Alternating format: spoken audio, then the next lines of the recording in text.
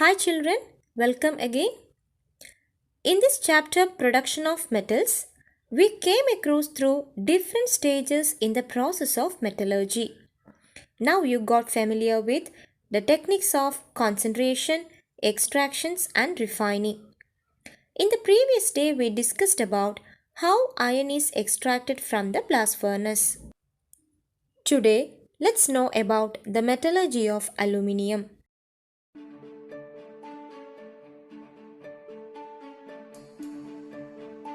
Aluminium, the chemical element with the symbol Al and with atomic number 13.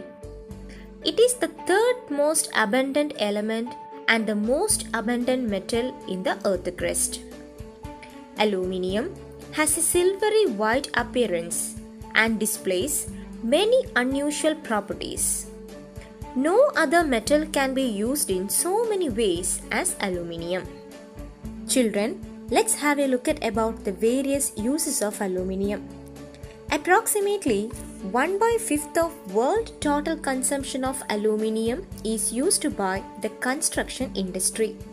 Its malleable nature and the stylish shiny appearance makes it suitable for the home decor items. It serves as an excellent packaging material. It's resistant to corrosion and the ability to form alloy with other metal makes it suitable and highly efficient to use in transportation and automobile industry. Moreover, it is used for the transmission of high voltage electricity over a long distance. Alright, now you saw how we make use of the various characteristics of the metal aluminium in our daily life. So list out the characteristics of this metal on the basis of its uses. Let's know about the history of aluminium. In olden days, the cost of extraction of aluminium was very high and it was costlier than gold. This metal later became the common man's metal through Hall-Héroult process. Paul Héroult, French scientist, and Charles Martin Hall, American scientist, each invented this process independently in 1886. Later, Austrian chemist Carl Joseph Bayer developed a process in 1888. Hall-Héroult and Bayer process are still used today to produce aluminium. Let's move on to the metallurgy of aluminium.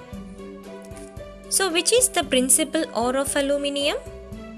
You are right, bauxite. Don't you remember the concentration method that we learned for bauxite? Absolutely, it is leaching. Children, the extraction of aluminium from bauxite is mainly done through two important stages. They are concentration of bauxite and the electrolysis of concentrated alumina. We have learnt about the first stage, concentration of bauxite, in the first part of the video. Let me remind you once again. In leaching, impure ore, that is bauxite, is added to the hot concentrated sodium hydroxide solution. Here the sodium hydroxide solution acts as a suitable solvent. As the bauxite dissolves in sodium hydroxide solution, it gets converted into sodium aluminate, that is NaAlO2. The impurities present in the solutions get filtered off. A small quantity of freshly prepared aluminium hydroxide is added in order to get more amount of aluminium hydroxide as precipitate. This precipitate is separated, washed and heated strongly in order to get alumina Al2O3. Children, here is a flowchart showing the concentration of bauxite. Learn this flowchart, it is very important.